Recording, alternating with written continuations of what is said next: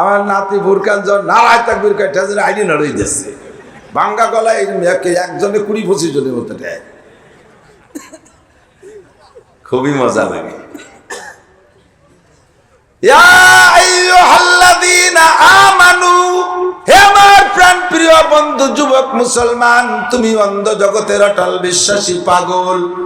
নবীর অপমান তুমি সইতে পারো না, কোরআনের অপমান তুমি সইতে পারো না, আল্লাহ নিয়ে সমালোচনা করলে তুমি সইতে পারো না, ইসলাম নিয়ে কটূক্তি করলে তুমি সইতে পারো না।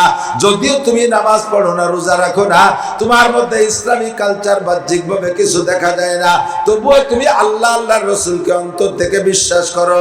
কাজেই আল্লাহ পাক তোমাকে ডাক দিয়েছেন, হে আমার অন্ধ জগতের অটল বিশ্বাসী পাগলরা, আমার একটা কথা মনে রাখ, উদকুলু বিসিলমি কাফা, তুই জান্নাতে যাবি মুসলমান না হইলে কিন্তু জান্নাতে যাওয়া যায় না।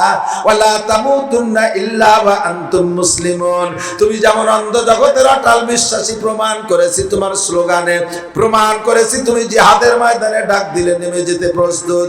আগামীকাল যদি আগামী এক সপ্তাহের মধ্যে যদি বলমারিতে আমরা ইসকন বিরোধী সম্মেলন করি, ইসকন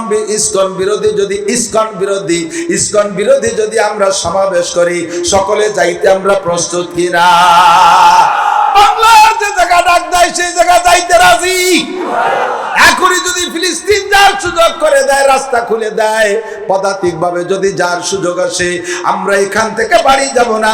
আর টাকা পয়সার আমার দরকার নাই, গাছের পাতাকে বাতাসকে পানিকে আমরা হাঁটতে থাকবো। আল্লাহর নবীর অপমান আমরা সইতে পারি না।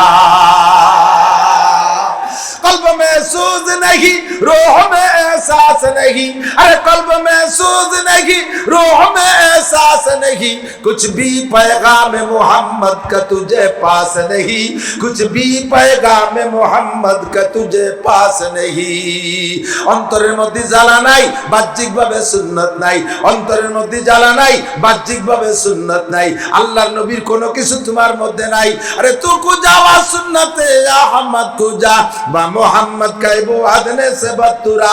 বঙ্গবন্ধু জান্নাতে যাইতে গেলে আমার নবীর সই ছাড়া হবে না, শেখ হাসিনা জান্নাতে যাইতে গেলে সার্টিফিকেটে নবীর সই লাগবে, খালেদা জিয়া জান্নাতে যাইতে গেলে আমার নবীর সই লাগবে, জিয়াউর রহমান জান্নাতে যাইতে গেলে আমার নবীর সই লাগবে।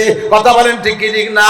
কোন নেতাগিরি আখেরাতে চলবে না, এক নেতার সই ছাড়া সেই নেতা আর নেতার ধর্মের সম্পর্কে অপমান হবে, আর মুসলমান জায়গায় বসে তসবিহ ঠিক পা। বিশ্ব নবীর অপমানে যদি না কাঁদে তোর মন, মুসলিম নও, মুনাফিক তুমি, নবীজির দুশমন। নামতে রেডি? দুনিয়ার সামান্য স্বার্থ উদ্ধার করতে সারা দেশ জুড়ে আন্দোলন করো, কেন বিশ্ব নবীর পক্ষ হইয়া ইসলামের পক্ষ হয়ে ময়দানে নামবা না?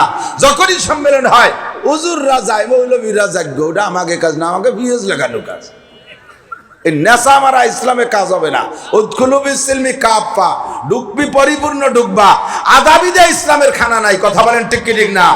আবার তুমিনুনা বিবাযিল কিতাব, কিতাবের কিছু ভালো লাগে সেইটা মানো, ওয়াতাকফুরুনা বিবাজ, আর যেটা পছন্দ হয় না সেটা তুমি আমল করবা না। ফামা জাযাউ মান ইয়াফআলু যালিকা মিনকুম, এই জাতীয় ইমানদার যদি তুমি হও তাহলে তোমার প্রতিদান কি হবে শুনে নাও। ফামা জাযাউ মান ইয়াফআলু যালিকা মিনকুম ইল্লা খিজিয়ুন ফিল হায়াতিদ দুনিয়া, ইল্লা খিজিয়ুন ফিল হায়াতিদ দুনিয়া। কাফের মুশরিক ও মুসলমানদের হাতে তোমরা অপমানিত হবা, অপদস্থ হবা, পদদলিত হবা। কাফেররা মারবে, শুধু কাঁদবার মোনাজাত করবা, তোমার মোনাজাতও কবুল করা হবে না। হ্যাঁ, উদখুলু বিসিলমি কাফা, পাক্কা সিদ্ধান্ত নেন, পাক্কা সিদ্ধান্ত নেন আমার প্রাণ প্রিয় বন্ধু যুবকরা। বুড়োকে আজ আমি কোনোদিন করি না, সব বুড়ো যাই অজু বানায় 2 রাকাত তাহাজ্জুদ পড়ে শুয়ে থাকতে পারে, আপনাকে আমি লাগবে না, কারণ আপনারা এমনি মুনিশি হয়ে গেছেন, ভালো হয়ে গেছে, শক্তি নাই, বল নাই। আর আগে হেসাক ধরায় কাজিয়ে তো এখন দিনের বেলাও বাথরুমের দরজা খুঁজে পায় না শুনবে। কাজে বুড়োরা ভালো হয়ে গেছে, যুবকদের আমার লাগবে। রেডি আছো যুবকরা? পাক্কা মুসলমান হতে হবে, রেডি? এই আর্ধেক হয়ে গেছে শুরু, সবাই তো চালাক, কত কত শুনছে, বুঝিয়ে ফেলাইছে যে পাক্কা মুসলমান হতে কি কি লাগে। যে যদি কয় সে তো পারবো না নে, পারবো না নে বলে কোনো কথা নেই, পারতেই হবে, পারতেই হবে, দিন এসে গেছে। মনে করো না যে শুধু হুজুররা মাইর খাবে, একেবারে আইডি কার্ড সব জায়গায় ফিঙ্গার নিয়ে তোমার আইডি কার্ড তৈরি করছে। তোমার ফিঙ্গার সব চলে গেছে ইহুদিদের হাতে। ওই জায়গার থেকে নাম ঠিকানা বাপের জন্ম রক্ত মক্ত বা সাই করে খুঁজে খুঁজে তুমি দাড়ি চাষা হও, প্যান্ট পরা হও, ল্যাংটা হয়ে থাকো, তুমি মুসলমানের সন্তান খুঁজে বের করে সেখানেই তোমার ধুলাই হবে, সেখানেই তোমার ধুলাই হবে। আসতেছে পশ্চিমে বাপ চাষারা, গডফাদাররা আসতেছে। আলোচনার আগে একটু খেদমত করি। এই একটা সাইনবোর্ডে যে উল্টোয় বাঁধতে চুইছে, এটা এদের মাইকের অ্যাড। তো এটা ঝুলানো থাকলে হাতে বাঁধে যায়, বিদায় আমি অনেক জায়গা খুলে রাখি। খুলে রাখাতে মাইকওয়ালাদের একটু লস হয়, সেটুকু আমার পোষায় দেওয়া লাগে। সেই হিসাবে বলি ফারুক মাইক খুব ভালো মাইক, সবাই নেবেন। ছোট অক্ষরে লেখা, দূরিত্বে অনেকে ভর্তি পারত না, আমি শুনেই দিলাম সবার কাছে। মাদ্রাসায় 500 টাকা দিয়ে যাই, এত বড় উপকার করলাম, দেবে না কিছু? আল্লাহ, আমরা একটু জিকির করি কিছুক্ষণ। আলা বিজিক্রিল্লাহি তাতমাইন্নুল কুলুব। শুনেছি এসে একটা ঝামেলা হয়েছে, তো যার কারণে অনেকের মনের মধ্যে একটু এলোমেলো থাকতে পারে। এইটুক দূর করার জন্য আল্লাহ পাক রব্বুল আলামিন বলেন, আলা বিযিক্রিল্লাহি তাতমাইন্নুল কুলুব। জিকিরের দ্বারা কলব মুতমাইন হয়, ইতমিনান হয়, শান্ত হয়। তো আল্লাহ পাক রব্বুল আলামিনের জিকির যদি কলেমার জিকির করি, যেই করবেন এক্ষুনি তার জন্য তামলাউ মা বাইনাস সামাই ওয়াল আরদ। একবার কলেমা লা ইলাহা ইল্লাল্লাহ পড়লে তার জন্য আসমান জমিনের মাঝখানে সম্পূর্ণ ফাঁকা জায়গা নেকিতে ভরপুর হয়ে যায়। শুনে আন্তরিকতার সাথে মহব্বতের সাথে যে সুবহানাল্লাহ বললেন, এরও ফজিলত বহুবার শুনেছেন উলামায়ে কেরামের কাছে। আপনার নিজেরও যাওয়া লাগবে না, কোনো আঠিয়ার বিসি ফাটানো লাগবে না, বীজ বেসন ফাটানো লাগবে না। সুবহানাল্লাহ বলার সাথে সাথে জান্নাতের মধ্যে বিশাল একটা ফলদার গাছ লাগানো হয়ে যাবে। যারা 2 বার বলছেন 2টি লাগানো হয়ে গেছে। রাতভর বলবেন খালি গাছই লাগানো হবে। বাবরা গাছ না, বড়ই গাছ না, কাঁটাওয়ালা গাছ না, বড়ই গাছ হলে ফল হবে তাতে। বাবরা গাছও যদি, বাবরা তো খুঁয়ে বাবরা ভালোই ফল, এখন তো কেউ খায় না। আগে বাবরা খেতাম, পেট ভরে খেতাম। বাবরা খাইয়ে একজনে যদি অজু ছাড়িয়ে দিত, 7-8 জনের অজু ছুটে যেত বিরানে। মনে আছে দেখি বাবরার কথা? তো জান্নাতের ভিতরে বাবরা খাইলে বাইতি গন্ধ হবে না, বিশাল ফলদার গাছ লাগানো হয়ে যাবে। বলি সুবহানাল্লাহ। অনেক মানুষ এখনো ওই যে আহলে হাদিস লাগের মতো বহি ছানা বান্ধে দাঁড়ায় রয়েছে। আপনারা বসবেন? বসেন, ভালো। হুজুর আলাইহিস সালাতু ওয়াস সালাম বয়ান করতেছেন মসজিদে নববীতে। আমি জায়গায় জায়গায় বলি এরকম পরিবেশ বাদলে। তো বয়ানের ভিতরে সাহাবায়ে কিরাম সামনে যারা, তারা তো বসা, পাশ থেকে কিছু এসে নতুন নতুন দাঁড়িয়ে আছে। এই আপ ডাউন ভাব, কেউ ডাউন কেউ আপ, কেউ বসা কেউ খাড়ানো, এটা হুজুরের ভালো লাগতেছে না। তো হুজুর আলাইহিস সালাম নিজের ভাষায় বললেন, ইজলিসু আলা মাকানিকুম। যে যেখানে যে হালাতে আছো বসো, বসে পড়ো। হুজুর বললেন, সাহাবায়ে কিরামদের স্বভাব তো সামিনা ওয়া আতানা, শুনবো আর মানবো। বলেন শুনবো আর মানবো, কোনো অভিযোগ নাই। হুজুরের জায়গা ধুলোবালি এনে কেদা খিচুড়ি এনে কি রে বসবো, আপনি তো ভালো জায়গা বসে রয়েছেন, কোথিয়ার গায়ে পারলেন না, বসতে বললেন। এই জায়গায় এসে দেখেন বসা যায় কি না যায়, এরকম কোনো কথা না। সাহাবায়ে কিরামদের কথা, হুজুর বসতে বলছে বসতে হবে। ধুলো বালি কাদা কিসের গোবর খাবর কিছু দেখা দেখিনি। ফাজালাসু আলা মাকানিহি, বলার সাথে সাথে সবাই বসে পড়ছে। বয়ান শেষ, হুজুর বেরোইছেন মসজিদ থেকে। বেরোয় দেখে মসজিদের বাইরে এক মুরব্বী বুড়ো, এই লাল রুমাল ওদেশে অনেক আগের থেকে ব্যবহার করে, লাল রুমাল মাথার পর দিয়ে বসে রয়েছে মসজিদের বাইরে। হুজুর আইসা মুরব্বীকে বললেন, আসসালামু আলাইকুম, মান আনতা শায়েখ। মুরব্বী আপনি কে? মাথার থেকে রুমালটা সরাইয়া মুরব্বী উঠে দাঁড়াইয়া হুজুর আলাইহিস সালামের সালামের জবাব দিয়ে বলেন, ওয়া আলাইকাস সালাম ইয়া রাসূলুল্লাহ, আনা আম্মুকা আব্বাস। হে আল্লাহর নবী, আমি আপনার চাচা আব্বাস বসে আছি। হুজুর বললেন, আপনি কি শোনেন নাই, জানেন না যে আমি মসজিদের মধ্যে বয়ান করতেছি, আপনি এখানে বাইরে বসে থাকলেন, ভিতরে ঢুকলে তো কিছু শুনতে পারতেন। হযরত আব্বাস বললেন, ভাতিজা, আমি বাসা থেকেই খবর পাইছি তুমি বয়ান করতেছো, তোমার এই নুরানি রোহানি বয়ান শোনার জন্যই বাড়ির থেকে বেরোয় আসছি। আর আস্তে আস্তে যখন এ পর্যন্ত আসছি তখন তোমার একটা বয়ান আমার কানে ভেসে আসলো। তো আমি আমাকে বললাম, আব্বাস তুমি তো এখানে আসছো নবীর বয়ান শুনবার আমল করবা সেজন্য, তো যে বয়ানটা তোমার কানে আসছে এইটার পর আমল করে ফেলো। হুজুর সেই আমল করতে গিয়ে আমি এখানে বসে আছি। হুজুর বললেন, আমি কি বলছিলাম, কোন বয়ানের পর আপনি আমল করলেন? কয় যে আমি যখন এখানে আসছি তখন আপনার একটা ওয়াজ, একটা কথা আমার কানে আসলো, ইজলিসু আলা মাকানিকুম, যে যেখানে আসো বসো। তখন আমি এখানে ছিলাম। আমি আমাকে বললাম, আব্বাস তুমি তো নবীর বয়ান শুনে আমল করার জন্য আসছো, তো যেটা আমল কানে আসছে এটা আমল করে ফেলো। তাই আমি আর এক কদমও সামনে বাড়া উচিত মনে করি নাই, আর একটা মুহূর্ত আমি দাঁড়িয়ে থাকা উচিত মনে করি নাই। আমি সাথে সাথে বসে পড়ছি। বলেন না সুবহানাল্লাহ। হুজুর বুকের সাথে জড়িয়ে ধরে গালে মুখে কপালে চুমু খেয়ে বললেন, মান তাশাব্বাহা বিকওমিন ফাহুয়া মিনহুম, যার সাথে যার মিল হবে তার সাথে তার হাসর হবে। আমার আব্বাসের এই আমলের সাথে যারা মিল করবে তারা আমার আব্বাসের সাথে জান্নাতে যাবে। কিয়ামত পর্যন্ত আমি থাকবো না। ইন্নাল উলামা ওয়ারাসাতুল আম্বিয়া, আমি এখন নবী, আমার সামনে যারা আছে তোমরা আমার সাহাবা। আমি যখন থাকবো না, আমার উলামায়ে কিরাম, আমার অ্যাসিস্ট্যান্ট নবী, তাদের সামনে যারা থাকবে তারা তাদের সাহাবা। তোমরা যেমন আমার কথা শোনার সাথে সাথে আমল করো, আখেরি উম্মতরাও যদি উলামায়ে কিরামের কথা শোনার সাথে সাথে আমল করে, তোমাদের সাথে মিল হবে, তোমাদের সাথে জান্নাতে যাবে। কাজেই কথা শোনার সাথে আমল করার জন্য একটু চেষ্টা করব। যে বয়ানটা আসে ওই বয়ানের পর তাৎক্ষণিক আমল করাকে, হাদিসের বর্ণনার পরে ওই বয়ানের পর আমল করাকে বলা হয় হাদিসে মুসালসাল। খেয়াল করেন এদিক থেকে, উলামায়ে কিরাম জানে, আপনাদের বলছি। হুজুর আলাইহিস সালাম যখন মেসওয়াকের ফাজাইল বলতেন তখন সাহাবায়ে কিরাম সকলে একবার মেসওয়াক করে নিতেন। হুজুর যখন পাগড়ির বয়ান করতেন সঙ্গে সঙ্গে হুজুরও পাগড়িটা বাঁধতেন। বান্ধা থাকলে তো থাকলো, না থাকলে খুলে, বা থাকলেও খুলে আর একবার বাঁধতেন। আর সাহাবায়ে কিরামও যারা বসা থাকতেন তারাও সাথে সাথে পাগড়িটা বেঁধে নিতেন। হুজুর যখনই দস্তরখানের বয়ান করতেন সামনের পর দস্তরখান বিছানো হয়ে যেত। হুজুর খেজুর খাওয়ার বয়ান করছেন, খেজুরের ফাজাইল, সাথে সাথে দস্তরখান বিছিয়ে হুজুরের কাছে খেজুর থাকতো বন্টন করে দিতেন, সকলে খেয়ে নিতেন। যে হাদিসটা যখন যে আমলের বয়ান হতো সাথে সাথে সেটার পর আমল করাকে বলা হয় হাদিসে মুসালসাল। তা আমরাও যে কথাটা শুনছি এই কথার পর সাথে সাথে আমল করে নিলে একটা সুন্নতের, একটা হাদিসের, একটা দর্শের সাথে আমল হয়ে যাবে।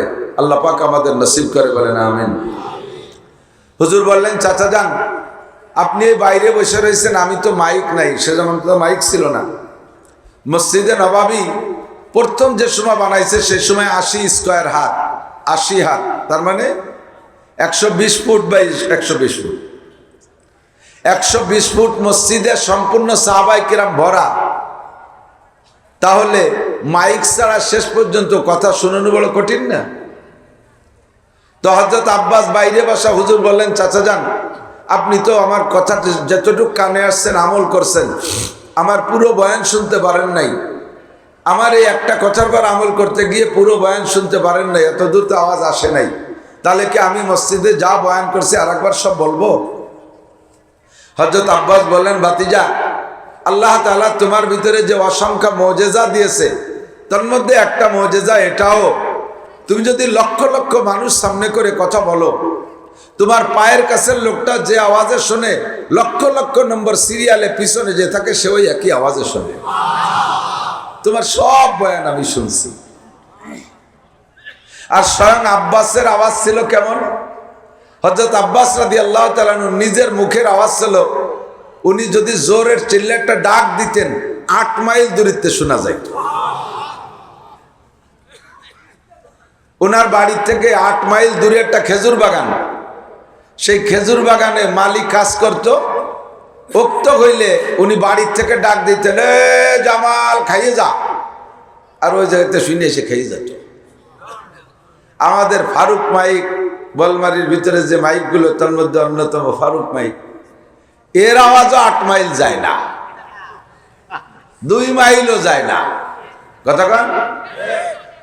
আর এখন মাইকও অনেক ভালো মাইক হয়েছে, কিন্তু মসজিদে যে মাইক ভালো ভালো মাইক কিনে আনা হয়, মুরব্বীরা সাক্ষী দেন, যে সময় মাইক ছিল না, আপনাদের ভিতরে পাবলিকরা যে আজান দিতেন মুখে, ওই মুখের আওয়াজ আজান এনতে আজান দিলি বলমারিতে শোনা যেত।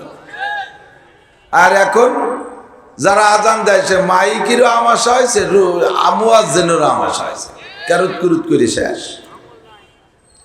আমল তো নাই, মায়ের খাইছে আর এক জায়গা। আগের বেটারা মার দুধ খাইয়ে বড় হয়েছে, জন্মের পরেতে 2.5 বছর পরাণ ভরে দুধ খাইছে, যার কারণে কণ্ঠ ভালো ছিল, আওয়াজ ভালো ছিল, জোরে কথা বলতো, তাদের আওয়াজ দূরে যাইতো। আর এখন জন্মের পরেতে ফিডার চাটে, মার দুধ তো পাই না, কাজে কাজেই কণ্ঠমণ্ঠ সব শেষ, চোখের পাওয়ার শেষ, সব শেষ হয়ে গেছে। আল্লাহ আমাদের সাহাবায়ে কেরামদের সুন্নতের পর, নবী আলাইহিস সালামের সুন্নতের পর আমল করার তৌফিক দান করে, সবাই বলি আমিন। আল্লাহ পাক রব্বুল আলামিন আপনাদেরকে বড় মায়া করে ডাক দিচ্ছেন। শরীর খুবই ক্লান্ত হয়ে গেছে, বেশিক্ষণ কথা বলতে পারি কিনা, যতটুকু পারি আলোচনা করার চেষ্টা করব। আল্লাহ পাক বড় মায়া করে, দয়া করে, মোহাব্বতের সাথে আপনাদেরকে ডাক দিচ্ছেন। ব্যক্তিগত কোনো নাম ধরে ডাকছেন না, একটা জাতি গোষ্ঠী ধরে ডাকছেন। মক্কায় থাকতে এক ভাষায় ডাকতেন, নবী আলাইহিস সালাম মদিনায় হিজরত করার পরে আল্লাহ তাআলা ডাকের ভাষা পাল্টায় দিয়েছে। বলেছি এ কথাও, মক্কায় থাকতে ডাকতেন কি কইয়া, ইয়া আইয়ুহান নাস ইত্তাকু রাব্বাকুমুল্লাযী খালাকাকুম মিন নাফসিন ওয়াহিদা। ইয়া আইয়ুহান নাস, হে মানব জাতি। মানব জাতির ভিতরে ধর্ম বর্ণ সব মানুষই আছে, কাফের, মুশরিক, হিন্দু, বৌদ্ধ, খ্রিস্টান, ইহুদ, নাসারা, হাস্তিক, নাস্তিক, মুরতাদ, বেঈমান, মুসলমান, অমুসলমান, সব ইয়া আইয়ুহান নাস। কোরআন শরীফ তিলাওয়াতের ভিতরে যত আয়াতের শুরুতে ইয়া আইয়ুহান নাস পাইবেন, বুঝবেন যে আয়াতটা মক্কায় নাজিল হয়েছে, মক্কি আয়াত। মদিনায় যাওয়ার পরে আল্লাহ পাক রব্বুল আলামিন ডাকের ভাষা পাল্টায় দিছে। ইয়া আইয়ুহাল্লাযীনা আমানু, হে আমার অন্ধ জগতের অটাল বিশ্বাসী পাগলরা, দুনিয়ায় থেকে আমারে দেখো না, দুনিয়ায় থেকে আল্লাহকে দেখো না, দুনিয়ায় থেকে ফেরেশতা দেখো না, দুনিয়ায় থেকে জান্নাত দেখো না, দুনিয়ায় থেকে জাহান্নাম দেখো না, পুলসিরাত দেখো না, হুর দেখো না, গেলমান দেখো না, জান্নাতের নাজ ও নিয়ামত দেখো না, হাসরের মাঠ দেখো নাই, মিজান দেখো নাই, পুলসিরাত দেখো নাই, কিচ্ছু না দেখে যারা বিশ্বাস করো, তোমরা অন্ধ জগতের অটল বিশ্বাসী পাগল। বড় মোহাব্বতের ডাক। পাগল শব্দটা আমাদের সমাজে 2 জায়গা ব্যবহার হয়। একটা হলো অরিজিনাল পাগল, ল্যাংটা ব্যাংটা ইয়ে বাজার দিয়ে ঘুরিয়ে বেড়ায়, এটা হলো আসল পাগল। আর একটা হলো কেউ কেউ মোহাব্বত করে বেশি আদরের সাথে পাগল ডাকে। ছেলেটা গোল্ডেন এ প্লাস পাইছে 5E,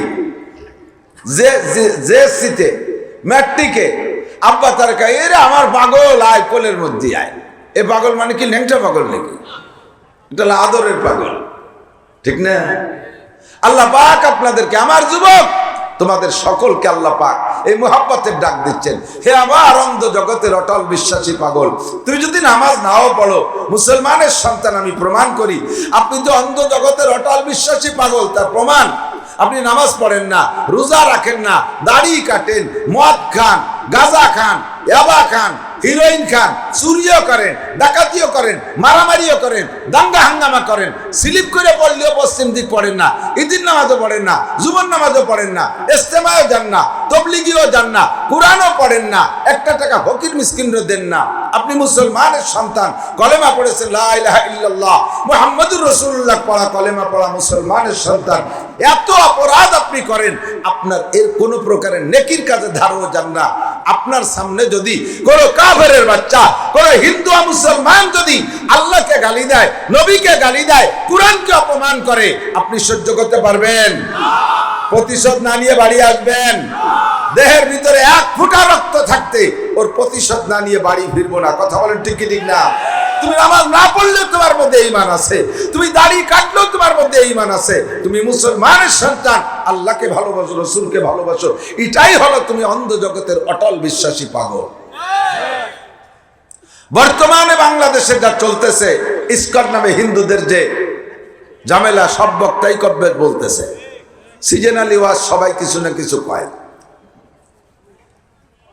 কত বড় বীর বাহাদুর ইসকনের এই নেতার চিন্ময়ের প্রতিশোধ দেওয়ার জন্য ভারতের থেকে দল ধরে কুমিল্লাতে ঢোকার চেষ্টা করতেছে।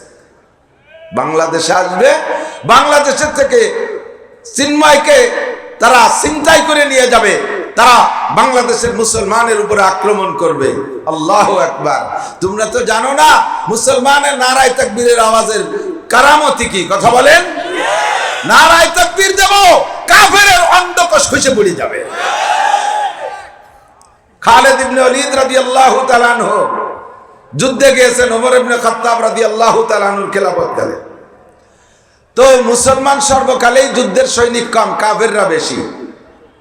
এদিকে 10,000, ওদিকে 30,000। এই 10 আর 30-এর যুদ্ধে প্রতিনিয়ত কাফেররা ঠকে যাচ্ছে, মার খায় মরে যায়, ধরা পড়ে, মার খায় মরে যায়, ধরা পড়ে, এভাবে চলতেছে। তো অবশেষে খালিদ ইবনে ওয়ালিদের কাছে কাফেররা পরাজিত হয়ে গেছে, ধরা পড়ে গেছে হাজার হাজার কাফের। তো খালিদ ইবনে ওয়ালিদ সহ মুসলমানরা বলতেছে, আমরা অল্প কয়জন মানুষ, তোরা এত মানুষ, এইভাবে জ্বালিয়ে ঠকা ঠকলি কেন? কদি কেন ঠকলি তোরা এরকম ঠকা? তোকে এত অস্ত্র বেশি, অত্যাধুনিক অস্ত্র, তোরা সৈন্য বেশি জানিস, আমাদের কাছে এভাবে ঠকে গেলি কেন? কয় কি, তোমরা যখন নারায়ে তাকবীর দাও সে সময় আমাদের কাছে কেমন মনে হয় জানো? যারা তরবারির তলে পড়ে তারা তো ওখানেই জবাই হয়ে যায়। হাজার হাজার কাফের আমাদের তোমাদের নারায়ে তাকবীরের ধ্বনিতে মারা গেছে, ওই তাকবীরের ধ্বনি আওয়াজে তাদের অন্ডকোষ খসে বুড়ি মরে গেছে। বুঝলেন? অন্ডকোষ বোঝেন? ওলের বেশি বাংলায় যারে খায়, ঠুকে ইউটিউবে তো কাটিয়ে দিস সবাই।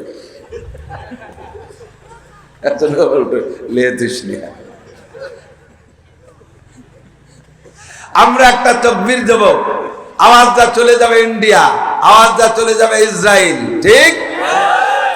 নারায়ে তাকবীর, দুই হাত উঁচু করে বক্সিং বক্সিং হবে, এরকম বক্সিং, এরকম রাখলে দুর্বল হয়ে যায়। বক্সিং শক্তির প্রতীক। নারায়ে তাকবীর। বিশ্বের মুসলিম এক হয়ে শুয়ে থাকি, কাজ হবে নাকি? এক হয়ে কি করতে হবে তাই করতে হবে, জিহাদ করো। বিশ্বের মুসলিম এক হও, জিহাদ করো। ইহুদিদের দালালরা, নাসারাদের দালালরা, কাফের মুশরিকের দালালরা, নেতানিয়াহুর চেলারা, কাদিয়ানীদের আস্তানা,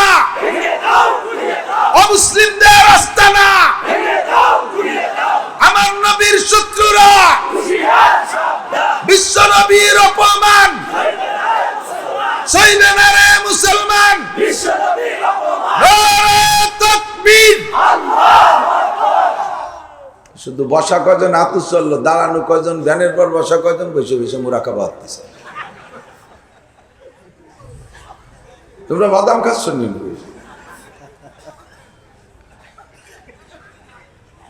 প্রত্যেক দিন স্লোগান দেয়, আমাকে গলা কি থায়। আমার নাতি বুরকান যখন নারায়ে তাকবীর কয়, ঠাজরে আইডি নড়ই দিচ্ছে, ভাঙ্গা গলায় একজনে 20-25 জনের মতো দেয়, খুবই মজা লাগে। ইয়া আইয়ুহাল্লাযীনা আমানু, হে আমার প্রাণ প্রিয় বন্ধু যুবক মুসলমান, তুমি অন্ধ জগতের অটল বিশ্বাসী পাগল।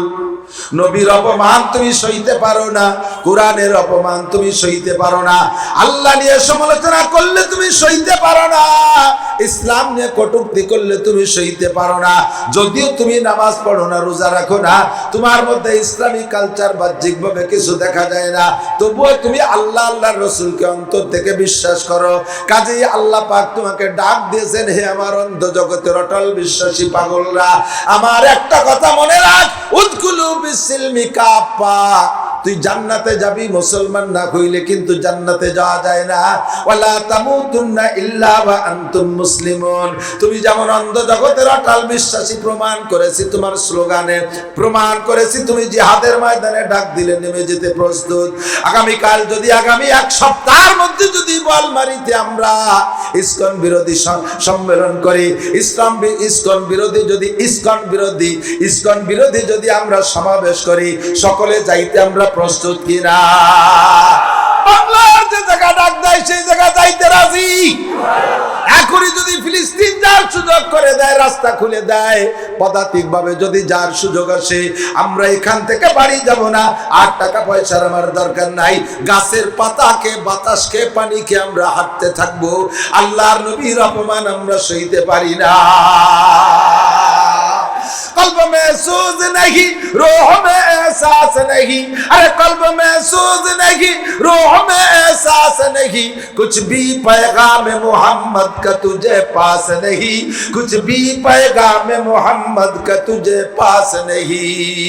অন্তরের মধ্যে জ্বালা নাই, বাহ্যিকভাবে সুন্নাত নাই, অন্তরের মধ্যে জ্বালা নাই, বাহ্যিকভাবে সুন্নাত নাই, আল্লাহর নবীর কোনো কিছু তোমার মধ্যে নাই। আরে তু কুজা ওয়া সুন্নতে আহমদ কুজা বা মোহাম্মদ কাইবু আদনে সে বাতুরা।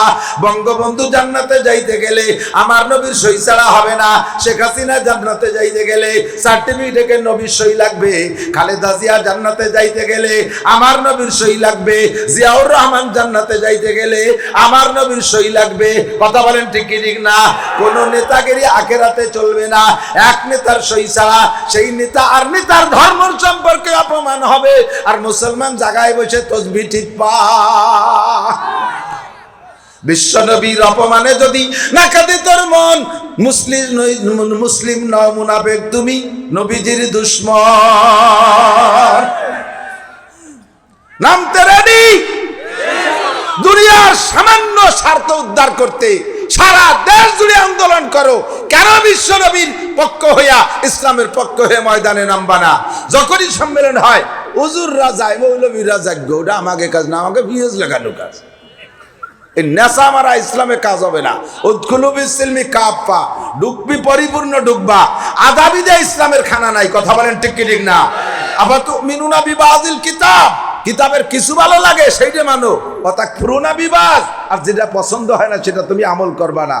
ফামা জাযাউ মান ইয়াফআলু যালিকা মিনকুম, এই জাতীয় ইমানদার যদি তুমি হও তাহলে তোমার প্রতিদান কি হবে শুনে নাও। ফামা জাযাউ মান ইয়াফআলু যালিকা মিনকুম ইল্লা খিজিয়ুন ফিল হায়াতিদ দুনিয়া, ইল্লা খিজিয়ুন ফিল হায়াতিদ দুনিয়া। কাফের মুশরিক ও মুসলমানদের হাতে তোমরা অপমানিত হবা, অপদস্থ হবা, পদদলিত হবা।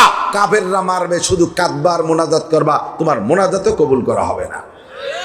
হ্যাঁ, উদখুলু বিসিলমি কাফা, পাক্কা সিদ্ধান্ত নেন, পাক্কা সিদ্ধান্ত নেন আমার প্রাণ প্রিয় বন্ধু যুবকরা। বুড়োকে আজ আমি কোনোদিন করি না, সব বুড়ো যাই অজু বানায় 2 রাকাত তাহাজ্জুদ পড়ে শুয়ে থাকতে পারে, আপনাকে আমি লাগবে না, কারণ আপনারা এমনি মুনিশি হয়ে গেছেন, ভালো হয়ে গেছে, শক্তি নাই, বল নাই।